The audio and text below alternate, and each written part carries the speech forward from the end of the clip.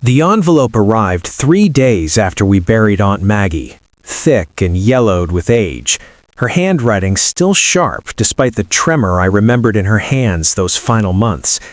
I sat at my kitchen table and turned it over twice before sliding my thumb beneath the seal. Inside wasn't a letter, just a hand-drawn survey map, folded and refolded so many times the creases had softened into something like scars. Red lines cut through forest and creek beds, traced along hillsides I remembered from childhood summers spent wandering her property with a fishing pole over my shoulder. In the corner, a note in her careful script, "They moved the boundary. Don't let them keep it." I stared at the acreage total stamped at the bottom until the numbers blurred and sharpened again. 1,200 acres. Then I noticed something that made my coffee go cold in my hands. Half of that land now showed paved roads on the county overlay I pulled up on my laptop. Cul-de-sacs, a clubhouse symbol, an HOA designation that had no legal right to exist anywhere near my aunt's property line. My inheritance wasn't just land, it was a crime scene. I drove out at dawn 2 days later, after sleepless nights cross-referencing plat numbers and deed transfers until my eyes burned. Mist hugged the low ground as the forest gave way to something that made my stomach turn. Manicured lawns and stone entry pillars rising from earth that had belonged to my family for 4 generations. A massive sign announced the entrance to Halverson Ridge HOA, private community, in letters gold enough to gleam through the fog. Private? On my land? A security gate blocked the road ahead. I rolled down my window and held the deed packet against the steering wheel where the guard could see it. "I'm here to inspect my property," I said, keeping my voice level. The guard laughed like I'd told him a joke. "Buddy, this is HOA land. Turn around." Behind his shoulder, through the gap in the gate, I saw my aunt's creek, the one where she'd taught me to skip stones, redirected into a decorative pond with a fountain shooting water 15 feet into the air. Her tree line, the old oaks she'd planted with her own father, cut back to stumps to make room for tennis courts. I didn't argue. I didn't raise my voice. I took photographs through the windshield until the guard stopped laughing and started reaching for his radio. Then I reversed slowly and pulled onto the shoulder, engine idling, watching the manicured lawns through my side mirror. People who steal land always assume the paperwork burned with the old owner. They count on grief and distance and the quiet exhaustion of inheritance. They're wrong. I'd spent 12 years redrawing county boundaries for a living before I burned out and left. I knew exactly what altered plat lines looked like, and I knew exactly what to do about them.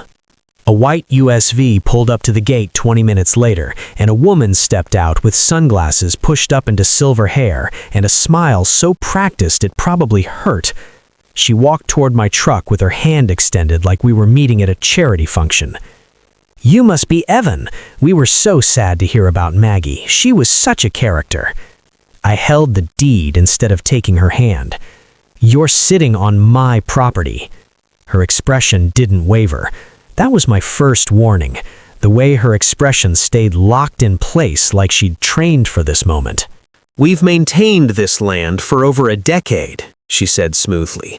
"Roads, utilities, security infrastructure. That gives us certain rights under the law." "No," I replied. "It gives you receipts." Something flickered behind her eyes. She tilted her head, still smiling. "You don't want to pursue this, Evan. HOA law is complicated. Adverse possession claims, community reliance doctrines. These things take years to untangle. Expensive years." I leaned toward my open window. "I used to redraw county boundaries for a living, Linda. That's your name, right? Linda Halverson, like the sign." I watched her smile tighten. "You didn't just cross a line, you erased it. And you did it on paper, which means you did it in the system, which means I can find exactly when and how." She laughed softly, but the warmth had drained out of it. People who push these issues usually find reasons to leave. Small towns have long memories. I'm sure you understand. By nightfall, my rental truck sat blocked by 3 HOA vehicles parked at angles across the road. Someone had zip-tied a notice to my door handle, bright yellow paper flapping in the wind. Trespassing. Law enforcement notified. Red and blue lights washed through the trees 15 minutes later. Deputy Nolan Price stepped out with his hand resting on his belt and his face arranged into professional neutrality. "Sir, I've received a complaint that you're trespassing on HOA property." I handed him the deed through my window, then the survey, then the inheritance order signed by a probate judge 3 weeks earlier. He flipped through the pages slowly, his flashlight beam jumping from line to line. "This is a lot of land," he said quietly. "Check the plat numbers, cross-reference with county records. I'll wait." He walked back to his cruiser and sat there for 20 minutes, radio crackling, laptop screen glowing blue in the darkness. When he returned, his jaw was tight. "You're not trespassing. They are." Across the road, Linda watched from her SUV, engine running, headlights off. She didn't wave, she didn't drive away. She just stared, and when I looked directly at her, she mouthed 2 words through her windshield. "Not over." I spent that night in Maggie's storage unit on the edge of town, sitting cross-legged on concrete between boxes she'd labeled in permanent marker. Boundary, easements, do not trust Linda. Inside the last box, I found photographs of survey stakes lying in disturbed dirt, pulled out and thrown aside. Emails from HOA board members asking my aunt to be flexible about historical adjustments. A micro-cassette tape that still played when I found batteries for the old recorder. Linda's voice filled the dusty space, caught mid-sentence. "No one will miss those acres once you're gone, Maggie. You're making this difficult for everyone." My hands were shaking when the tape ended, not from fear, from clarity. This wasn't a misunderstanding or a clerical error. This was systematic theft, executed slowly over years, relying on an old woman dying before she could fight back. I looked at the map spread across my knees, red lines and blue lines tangled together like arteries and veins. Then I smiled. They'd built their entire strategy on the assumption that I would be loud, emotional, reckless, the grieving nephew making accusations he couldn't prove. They had no idea what I was actually going to do. It's sunrise. I drove to the hardware store and bought steel survey markers, a post driver, and enough legal notice signs to ring a small country. By 9 o'clock, I was hammering fresh stakes into the ground along the true boundary line, right through the HOA's jogging trail, splitting it in half like a wound. I posted signs every 200 yards. Private property. Occupation recorded. Trespass subject to removal. Joggers stopped mid-stride. Phones came out. Within an hour, I could see panic spreading through the neighborhood like a brush fire. People clustering on lawns, pointing at the signs, speaking in voices that carried across the stolen ground. Linda arrived in her white SUV, tires spitting gravel. She marched toward me with her sunglasses off and her face contorted into something that had finally dropped the mask. "You cannot do this," she hissed. I already did. "We will bury you in lawsuits. We will make your life a living hell. You have no idea who you're dealing with." I met her eyes and held them. "You've been buried for years, Linda. You just didn't know it yet." Behind her, HOA residents gathered in growing clusters, whispering to each other, staring at the steel stakes driven into earth they'd believed was theirs. For the first time, they were beginning to understand that their perfect neighborhood might be standing on stolen ground. And this time, the rightful owner wasn't asking nicely. The cease and desist letters arrived before lunch, then another, then 3 more, each longer and more desperate than the last. Rick Halverson's signature anchored every page. Linda's husband, HOA legal chair, a man who'd clearly convinced himself that confidence could substitute for legitimate claims. They cited adverse possession, community reliance, implied consent through non-action. I read them all once, slowly, making sure I understood exactly how far they were willing to push the lie. Then I drove to the county records office. Caleb Monroe had worked in that basement office for 30 years, surrounded by filing cabinets and the particular silence of archived truth. He didn't look surprised when I laid the documents across his desk. "They finally panicked," he said, adjusting his glasses. "What did they file?" He pulled up a digital plat on his ancient monitor, scrolling through layers of amendments. They altered boundary submissions 8 years ago, shifted the lines about 400 feet east, then filed corrected surveys that matched the new development plans. He looked up at me. "Illegally." That wasn't a civil dispute anymore. That was fraud. The motion alerts hit my phone at 2:13 a.m., 3 figures moving fast along the new boundary line, hoods pulled low, metal tools glinting in the infrared footage. I watched from my motel room as they grabbed the survey stakes and tried to wrench them free. Metal rang against steel. Someone cursed. They couldn't move them. I'd set every stake in concrete anchors 18 inches deep, logged and photographed before the pour, time-stamped and witnessed by a notary I'd driven 40 miles to find. I let the cameras record everything. Faces when hoods slipped, license plates in the parking area, whispered voices conferring about what to do next. One voice was unmistakable.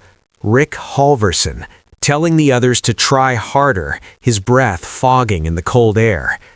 By morning, every marker still stood exactly where I'd placed it.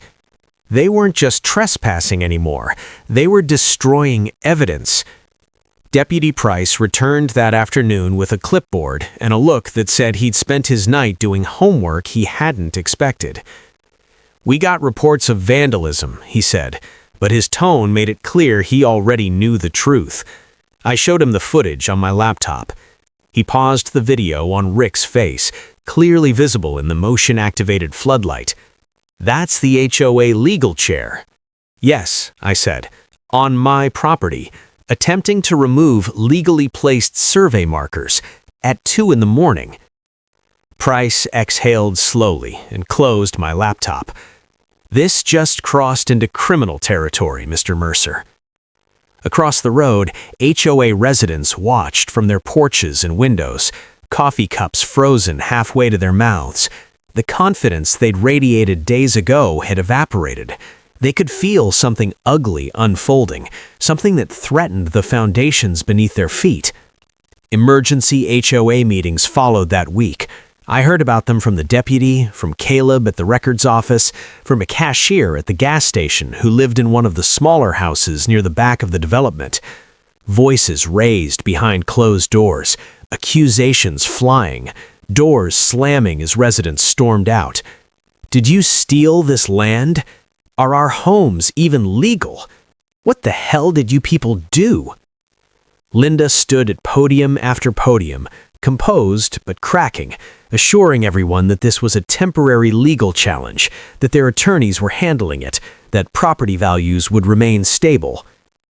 But the truth leaked anyway. Survey records didn't match deeds, titles didn't align with plats, mortgage documents described property lines that existed only on falsified maps. I received my first anonymous message that Thursday night, slipped under my motel room door. "What do you want to make this go away?" I didn't reply, because I didn't want it to go away. I wanted it exposed. Rick filed suit on a Friday, probably hoping the story would give the weekend time to fade. He lost the case in 14 minutes. The judge didn't look up from her bench when the forged boundary exhibits were flagged by the county surveyor's testimony. "Who prepared these documents?" she asked, flipping pages with visible irritation. Rick stammered something about historical records and administrative oversights. "Are you aware," the judge continued, "that falsifying plats submitted to county records constitutes fraud under state law?" Silence. The case was dismissed with referral to the district attorney's office. By the time Rick pushed through the courthouse doors, reporters were already calling his phone. Linda didn't answer hers. The HOA website went dark that evening, replaced with a single message: under maintenance. It never came back up. At sunrise Monday, survey crews arrived. Real ones, county approved, with sheriff's deputies standing witness. They placed flags and lines and official stakes right through HOA amenities: the jogging trail, the tennis courts, half the main parking lot. I posted a final notice at the entrance gate, cable tied to the stone pillars Linda had built on my family's ground. Unauthorized structures under review for removal. Contact County Planning Office for compliance options. Residents stood in stunned clusters, watching the crews work. Linda watched from behind her blinds, a silhouette that never moved. And for the first time since I'd opened that yellowed envelope, I felt something shift in the air around me. Fear, but not mine. Theirs. Because they finally understood something crucial. I wasn't bluffing. I wasn't negotiating. I wasn't going to get tired and go away. And I wasn't finished. The excavators arrived at 7 in the morning, diesel engines growling through the mist that still clung to the stolen ground. Not to homes, not yet, to the clubhouse parking lot, where 40 feet of asphalt sat squarely on my property, poured over earth that had belonged to my family since before anyone named Halverson had set foot in this county. County notices were posted on orange stakes. Sheriff's deputies stood at the perimeter with their arms crossed. Local news cameras formed a half circle near the entrance gate, lenses hungry for the moment when metal met concrete. Residents gathered in bathrobes and hastily thrown on jackets, coffee growing cold in their hands as they watched the first machine lower its bucket. The operator looked at me once. I nodded. The bucket dropped. Concrete cracked like bone, splitting along stress fractures that had probably been there for years. Chunks of asphalt lifted and tumbled, revealing red Georgia clay beneath. My clay, packed down by machines that had never had permission to touch it. Someone screamed. I didn't turn to see who. Linda Halverson burst through the crowd in a white silk blouse and pajama pants, shrieking about injunctions and emergency appeals and constitutional violations. The foreman climbed down from his machine and handed her the county order, notarized and dated, with Judge Morrison's signature at the bottom. She read it once, then again. Her hands trembled so badly the paper shook. This wasn't revenge. I'd said that to myself every night since finding Maggie's map. This was enforcement. This was correction. This was the law doing exactly what it was designed to do when someone steals 1,200 acres and builds a country club on the bones of an old woman's trust. The excavator's engine roared again. More concrete fell. My phone rang that afternoon while I sat on my truck's tailgate, watching the crews load debris into dump trucks. Unknown number. I almost didn't answer. I helped them move the lines. The voice was male, middle-aged, thick with something that might have been guilt or might have been fear, probably both. Who is this? Silence. Then, I was on the board 8 years ago. They told me it was a technical correction, an easement adjustment. I didn't know until... He stopped, swallowed. I have emails, altered plats, payment records for consulting services that don't exist. Why are you telling me this? Another pause. Because my daughter bought a house in here. She thinks she owns her land. She has a baby now. His voice cracked.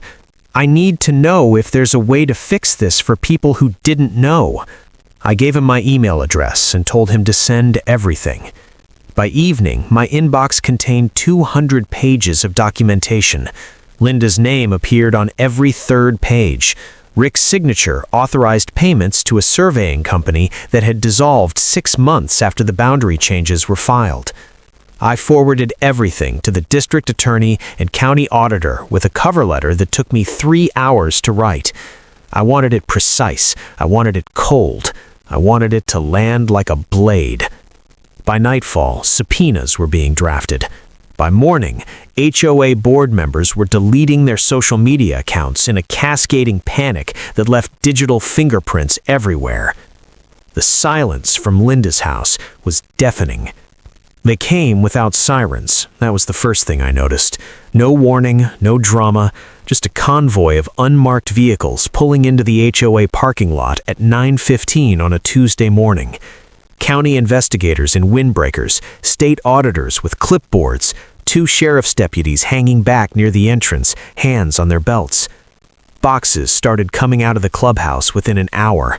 File cabinets wheeled on dollies, computers wrapped in evidence bags, hard drives sealed and labeled and carried to waiting vehicles.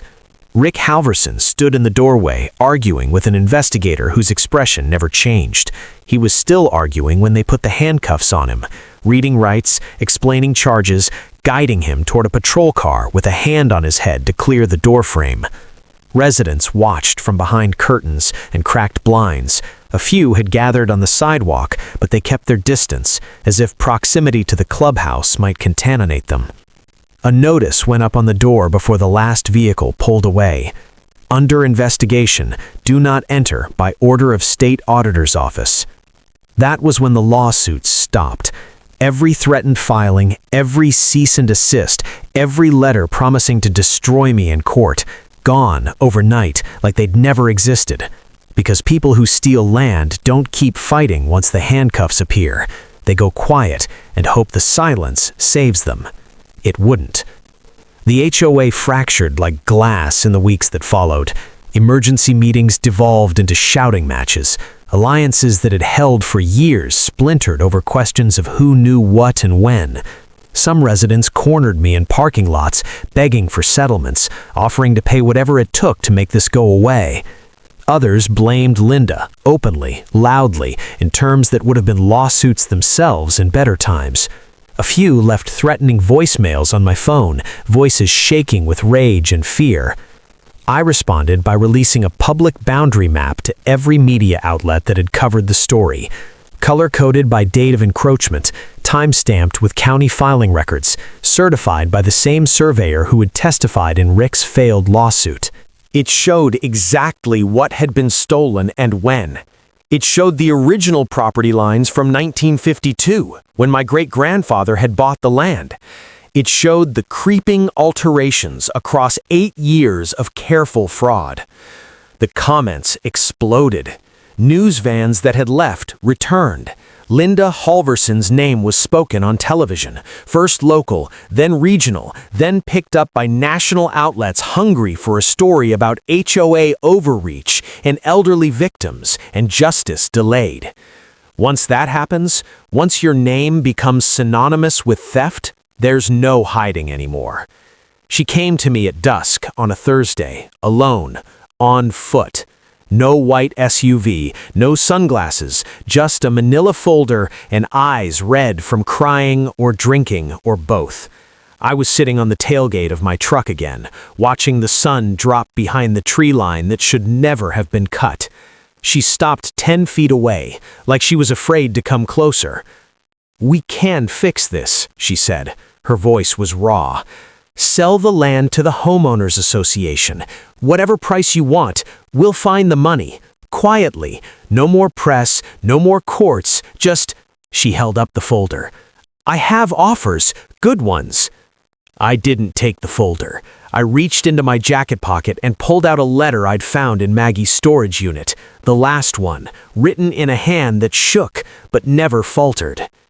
"She knew," I said. "My aunt. She knew exactly what you were doing, and she tried to fight it, and you waited." I opened the letter and held it up so Linda could see the words. "You waited for her to die. You told her no one would miss those acres once she was gone. You countered on her being too old, too tired, too alone to stop you." Linda's face crumpled. "You'll destroy hundreds of families. Children live here, people who had nothing to do with—" "No," I said, "you destroyed them. The day you decided to steal this land, you destroyed every family who trusted you to build something legitimate.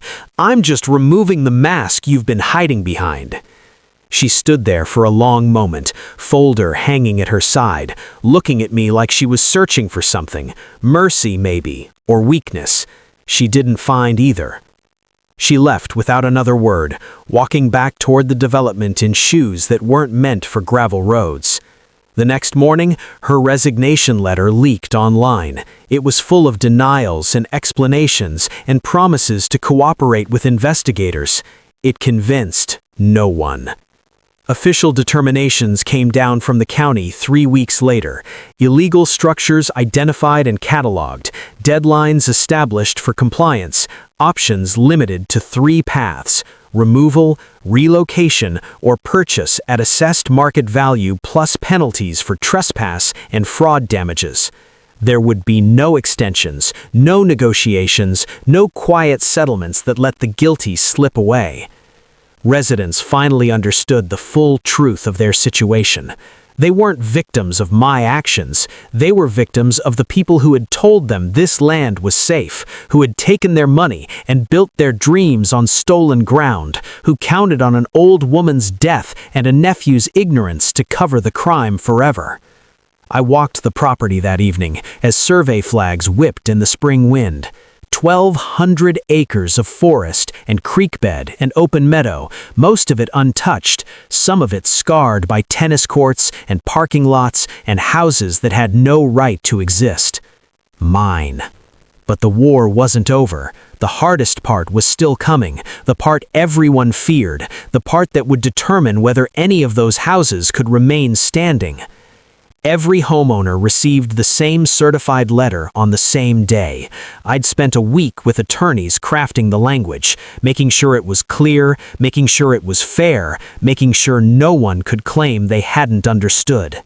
3 options, no extensions, no exceptions. Option 1. Purchase the occupied land at triple market value, plus penalties for years of unauthorized use, plus a percentage of all property improvements made on stolen ground. The total would be crushing for most families, but it would let them stay. Option 2. Relocate structures at personal cost to an approved location outside the disputed boundary. Possible for smaller buildings, guest houses, pool cabins. Impossible for the larger homes. Option 3. Surrender the land for removal. The county would oversee demolition.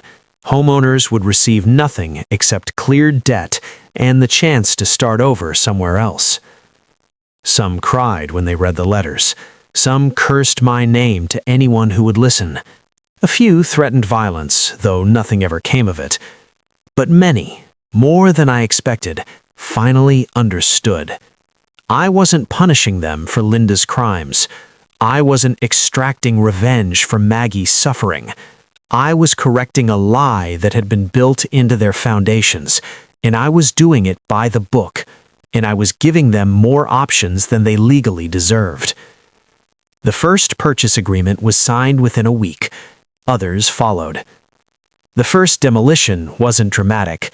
No protests gathered at the gates. No speeches were made. Just an excavator rolling up a gravel driveway toward a guest house that crossed the boundary by 30 feet, built for a family that had already accepted the inevitable. I stood at a distance with Deputy Price and 2 county officials, watching the operator position his machine. The homeowners had already left. The structure had been cleared, cleaned, photographed for insurance purposes. Wood snapped when the bucket pushed through the first wall. Drywall fell in sheets. Dust rose and caught the morning light. A crowd gathered anyway. Neighbors who couldn't stay away, reporters who smelled a story, curious strangers who had driven miles to watch something they'd only read about. They didn't chant or scream or throw things. They just watched in silence as the guest house came apart, piece by piece, until nothing remained but a concrete slab and scattered debris. Because once one structure fell, everyone knew the rest were real. The determinations weren't threats. The deadlines weren't bluffs. The land was being reclaimed, one building at a time, and no amount of money or influence or outrage would stop it. Linda Halverson didn't attend her court date. She was already there, held in county detention since the previous week, denied bail as a flight risk after investigators found evidence of overseas accounts and hastily booked flights.